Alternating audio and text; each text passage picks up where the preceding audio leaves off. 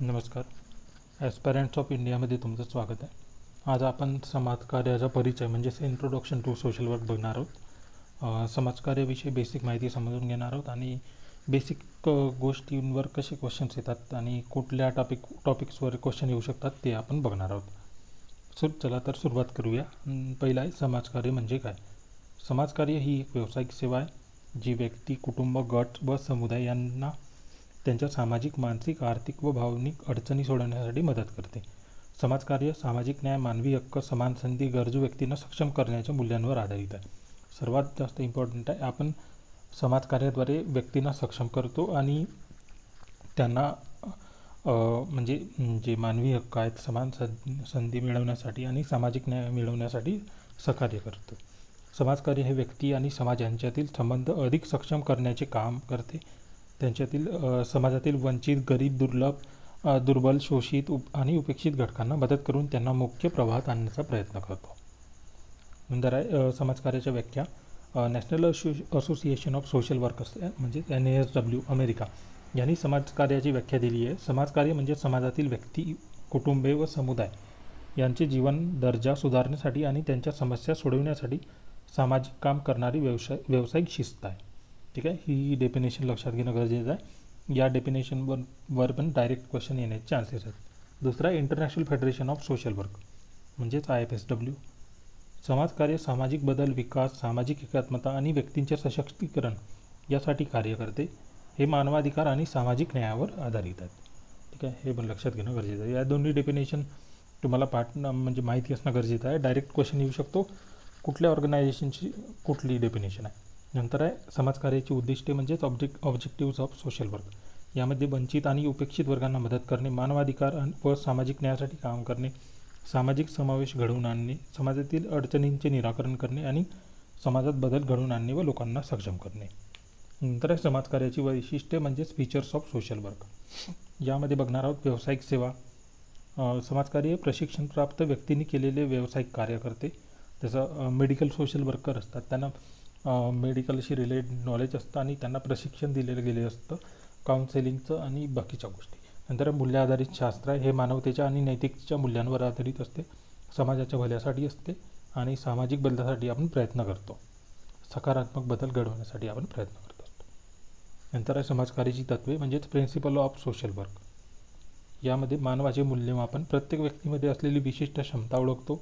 नंतर सेवा आणि सहानुभूती, गरजू व्यक्तींना मनापासून मदत करणे, समाजमान्य, समान संधी मिळवण्यासाठी प्रयत्न करतो. स्वातंत्र्याचा सन्मान, प्रत्येक व्यक्तीचे निर्णय घेण्याचे स्वातंत्र्य असते. गोपनीयता, लाभार्थ्याची वैयक्तिक माहिती गोपनीय ठेवणे. तसं आपण मेडिकल सोशल वर्करमध्ये काम करतो. As a medical social worker काम करताना पेशंट्स आपल्याला म्हणजे त्यांचे माहिती देतात, त्यांच्याशी रिलेटेड माहिती सांगतात, तर त्याविषयी आपल्याला गोपनीयता बाळगणे खूप गरजेचं आहे. प्रायव्हसी मेंटेन करणं खूप गरजेचं आहे. नंतर व्यावसायिक नीतिमत्ता, प्रामाणिकपणा, पारदर्शकता आणि जबाबदारी. समाजकार्याची क्षेत्रे, फील्ड्स ऑफ सोशल वर्क.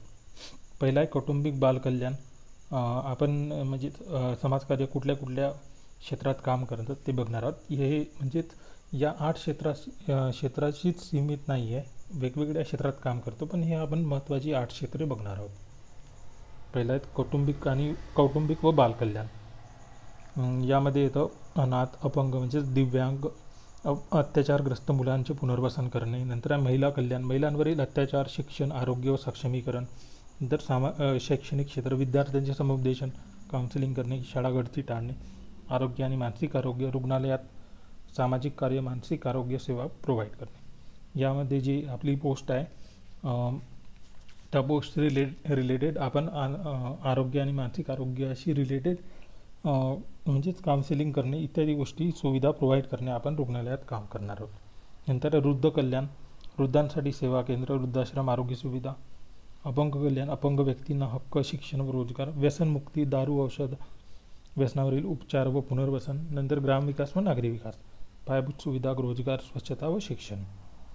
नंतर आहे समाजकार्याच्या पद्धती. आपण समाजकार्याच्या पद्धती बघणार आहोत. यांचं क्लासिफिकेशन आपण महत्त्वाचं केलं आहे, म्हणजे 2 पद्धती, पहिलं प्रायमरी आणि दुसरं सेकंडरी. प्रायमरी या डायरेक्ट रिलेटेड असतात आणि सेकंडरी म्हणजेच पडद्यामागील गोष्टी, म्हणजे आपण बॅकग्राऊंडमध्ये काम करतात तशा पद्धतीने बघूयात. प्रायमरी गोष्टी बघू. Primary methods of social work. यामध्ये 3 प्राथमिक पद्धती आहेत. पहिला आहे व्यक्तिनिष्ठ कार्य म्हणजेच केसवर्क. केसवर्क म्हणजे व्यक्तीशी थेट संपर्क साधून तिच्या वैयक्तिक समस्या समजून घेऊन त्यावर उपाय शोधणे. प्राथमिक समाजकार्य पद्धती म्हणजे आपण यामध्ये प्राथमिक समाजकार्य पद्धतीत हे पहिलं आहे केसवर्क. केसवर्कमध्ये आपण म्हणता येईल की आपण एखाद्या व्यक्तीशी थेट संपर्क साधून त्याच्याविषयी माहिती जाणून घेतो. याची वैशिष्ट्य आहेत, एक व्यक्तीवर लक्ष केंद्रित असतं, पर्सनल लेवलवर आपण काम करतो. नंतर समुपदेशन, काउन्सिलिंग करणे, मार्गदर्शन करणे, मानसिक, सामाजिक, आर्थिक समस्या हाताळणे. नंतर आहे वापरले जाणारी क्षेत्रे, जसं आपण रुग्णालयात काउन्सिलिंग करतो ते पण याच्यात येतं केसवर्कमध्ये. नंतर मानसिक आरोग्य केंद्रे, शाळा, कौटुंबिक समस्या. नंतर आहे गट कार्य, ग्रुप वर्क. हे म्हणजेच प्रायमरी मेथड्सच्या मध्येच पहिला आहे केसवर्क, दुसरा आहे ग्रुप वर्क.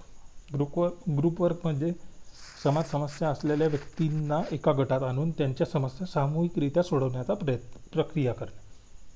म्हणजेच म्हणजे एका प्रॉब्लेमशी रिलेटेड असणारे जे पण व्यक्ती असतात त्यांना एकत्र आणून त्यांच्या समस्या सोडवणे म्हणजेच ग्रुप वर्क. यामध्ये गटातील सहभागींमध्ये सहकार्य, स्नेह वाढवणे, नेतृत्व विकास, गट माध्यमातून सामाजिक कौशल्य वाढवणे. यामध्ये वापरले जाणारे क्षेत्र विद्यार्थी गट, महिलांचे बचत गट, व्यसनमुक्ती केंद्र, वृद्धांची केंद्रे. याच्यात सर्वात जास्त इम्पॉर्टंट आहे व्यसनमुक्ती केंद्र. म्हणजे एका व्यसनाशी रिलेटेड वेगवेगळे व्यक्ती असतात त्यांना एका ठिकाणी आणून ते सोडवण्याचा आपण प्रयत्न करतो. नंतर आहे समुदाय संघटना म्हणजेच कम्युनिटी ऑर्गनायझेशन. कम्युनिटी ऑर्गनायझेशन म्हणजेच समाजातील लोकांना संघटित करून त्यांच्या गरजा पूर्ण करण्यासाठी सामूहिक कृती करणे. याची वैशिष्ट्य आहेत, लोकसहभागावर भर देतो, स्थानिक नेतृत्व निर्माण करतो, समुदायाला स्वयंपूर्ण बनवतो आणि सामाजिक एकता व जागरूकता वाढवतो. वापरले जाणारे क्षेत्र म्हणजे ग्रामविकास प्रकल्प, शहरी झोपडपट्टी पुनर्वसन, पाणी, स्वच्छता, आरोग्य उपक्रम, आपत्ती व्यवस्थापन. वेगवेगळ्या म्हणजे समाजातील लोकांना संघटित करून आपण जे प्रॉब्लेम्स सोडवतो त्याला कम्युनिटी ऑर्गनायझेशन म्हणतो. नंतर आहेत 3 प्राथमिक पद्धती समाजकार्याच्या मूलभूत आधारस्तंभ आहेत. पहिला आहे केसवर्क जे आपण बघितलं आहे, व्यक्ती स्तरावर आधारित असतं. दुसरा आहे ग्रुप वर्क जे गट स्तरावर आधारित असतं. तिसरं आहे कम्युनिटी ऑर्गनायझेशन जे समुदाय स्तरावर आधारित आहे. या पद्धती समाजातील व्यक्ती व समुदायांचे जीवनमान सुधारण्यासाठी महत्त्वाची भूमिका बजावतात. नंतर आपण secondary methods of social work बघणार आहोत. दुय्यम पद्धती म्हणजे आपण आता पहिले प्रायमरी पद्धती बघितल्यात, आता दुय्यम पद्धती बघणार आहोत. सामाजिक कार्यातील दुय्यम पद्धती म्हणजे काय? दुय्यम पद्धती हा सामाजिक कार्याचा प्रमुख प्राथमिक पद्धतींना पूरक असून समाजातील समस्या सोडवण्यासाठी या पद्धतीचा उपयोग होतो. यामध्ये संशोधन, प्रशासन व समाजकृती म्हणजे सोशल ॲक्शन या मुख्य पद्धतींचा समावेश होतो. सेकंडरी मेथड्स ऑफ सोशल वर्कमध्ये बघणार आहोत. पहिलं सामाजिक कार्य संशोधन म्हणजे सोशल वर्क रिसर्च. सामाजिक समस्यांचा अभ्यास करण्यासाठी आणि उपाय शोधण्यासाठी संशोधनाची मदत घेतली जाते. म्हणजेच कार्यपद्धतीचा प्रभाव, गरजा आणि बदल यांचा अभ्यास केला जातो. उदाहरणार्थ झोपडपट्टीतील महिलांच्या आरोग्य समस्यावर संशोधन करणे. म्हणजे एखाद्या क्षेत्रात झोपडपट्टीमध्ये महिलांच्या आरोग्यावर काही म्हणजेच रोगांचे म्हणजे एखाद्या रोगाचं प्रमाण जास्त असेल तर त्याच्यावर आपण संशोधन करून त्याच्याद्वारे आपण माहिती काढून घेतो. त्यालाच आपण सोशल वर्क रिसर्च सामाजिक कार्य संशोधन म्हणतो. नंतर आहे सामाजिक कार्य प्रशासन म्हणजे सोशल वर्क ॲडमिनिस्ट्रेशन. समाज कल्याण संस्थांचे प्रभावी व्यवस्थापन व नियोजन, संस्था, प्रकल्प किंवा सेवांचे सुयोग्य वापर व नियंत्रण. उदाहरणार्थ अनाथ आश्रम, वृद्धाश्रम, पुनर्वसन केंद्र यांची व्यवस्थापनाला नंतर आपण म्हणतो सोशल वर्क ॲडमिनिस्ट्रेशन म्हणजे सामाजिक कार्य प्रशासन. तिसरा आहे समाजकृती सोशल ॲक्शन. मोठ्या स्तरावर समाजात बदल घडवून आणण्यासाठी केलेली कृती. अन्याय, विषमता किंवा शोषणाविरोधात जनजागृती व चळवळी जसं दलित हक्क आंदोलन, महिला सक्षमीकरण मोहीम. ज्या वेगवेगळ्या आपण मोहीम राबवतो त्या समाजकृती म्हणजे सोशल ॲक्शनमध्ये येतात. आपण आता याचा पूर्ण सारांश बघणार आहोत. पहिल्या प्राथमिक प्राथमिक ज्या पद्धती आहेत त्या बघणार आहोत. नंतर दुय्यम दोन्ही बघणार आहोत आपण.